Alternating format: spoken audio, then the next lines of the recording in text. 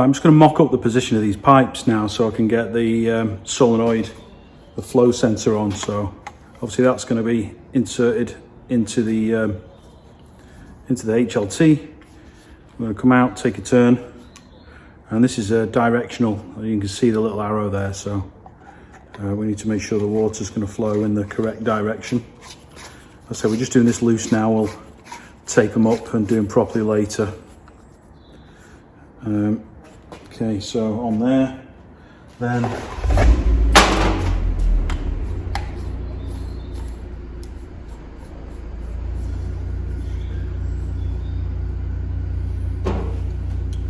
to measure the water, that's also directional.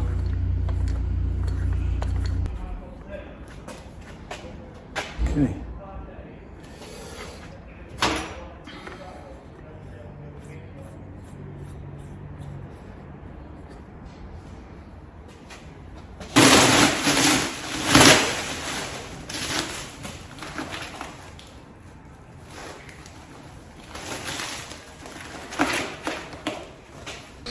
Right, you'll have to use your imaginations. So, I've got a few bits missing, as usual. So, here we go. 1 inch ball valve into 1 inch elbow, missing a nipple, into solenoid, that little device that I showed you the other day, that little device there, I'll program the amount of water I want from the HLT into the mash tun, and it will shut that off once it reaches that amount as detected by this little sensor. Down there, through that elbow, into the pump inlet, out of the pump inlet, and into this arrangement here. I'm missing a reducer, 1 inch to, I think that's 3/4 on the inside. I'll have to check it in a minute, so pretend that's there. Okay, across there and into the bottom of the mash tun so we can fill from the bottom underlet. So I'm happy with that. Next is sparge. Now, I don't really need to control the speed of the water going into the mash tun so much, although I've got the butterfly valve on the front if I want to reduce it a little bit for any reason. I don't want to restrict the water supply to the pump, starve it of water, but obviously sparging, I need to go in through that little RJT on the top, so I'm going to need some means of controlling the water flow, obviously because we're going to be draining out into the copper through the other pump at the same time. So in order to match that, I have produced from bits this little thing here. So I'm going to put the camera down and put it on, and I'll come back and show you. So we're back. Right, so what we've done is the hose that was, well, it still is actually, connected to the bottom inlet outlet port on the mash tun, which was connected to there, where that one is, at the top of the pump. We've now taken that off and replaced it with this contraption of bits I had. So we're up into this ball valve so we can adjust the flow, and then through the hose into the sparge arm. I think that'll work. I think the hose is probably a bit big, but as long as it's pushing the water at the speed we want, not so bothered about that. So now I've just got to see what bits we've got left, because I now need to work out how to drain the mash tun into the copper. Right, I forgot to film anything for a couple of hours. Pretty sure I know what bits I need for this now. We've got the options here for underletting the mash tun, sparging, and then we can basically reuse this hose here to pump from the mash tun into the hygienic pump. Out of the hygienic pump, need some fittings for that, and up into the inlet on there, and then pumping out of there. I've got obviously the pump, which will have RJTs on. I just need a couple more fittings for that, and we're laughing. I've got plenty of options for coming out of the heat exchanger into the fermenter, or back into the copper if I want, or wherever. I've pulled some cables through now. They're just sort of temporarily here. I'm going to get a bit of trunking to go along the wall here, but just for now I've clipped them there, not terminate them till we're ready, but those run round. It's heat proof or heat resistant cable anyway. They run round behind and currently just tucked through the holes where the elements will go. So that's all that. With this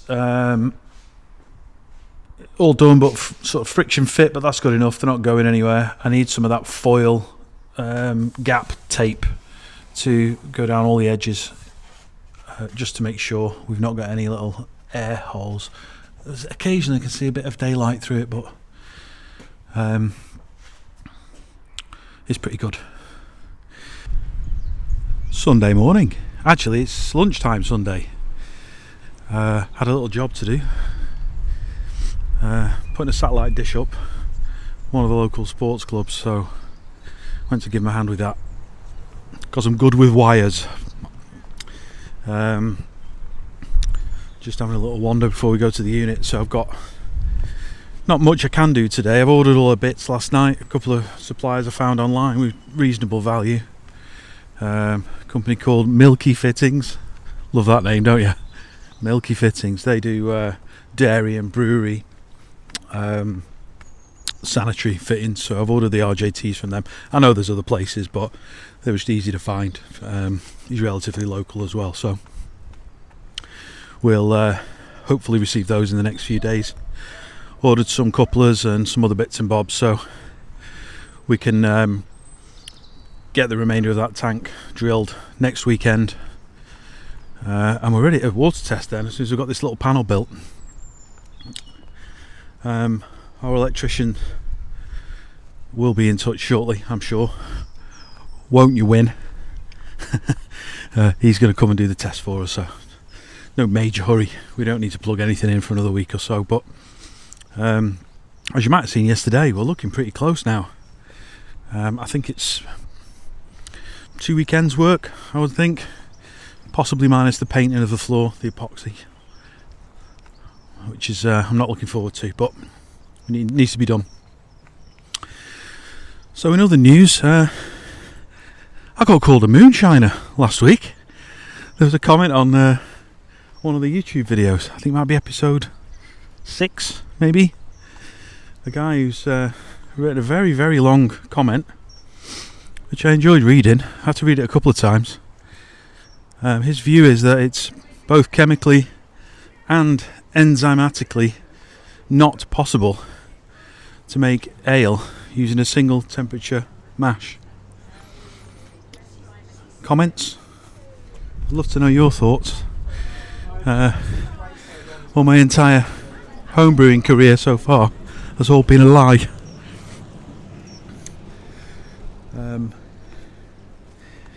You saw the video from actually you didn't see the video, did you? You saw me diving in and out, but went up to Harry's last week, so thanks Harry, very useful, really useful. So got some better ideas about how to do the cooling now, so we're going to get that done. Again, one of the jobs for next weekend. Do need to find a heat dump from somewhere. Super expensive. What else is going on?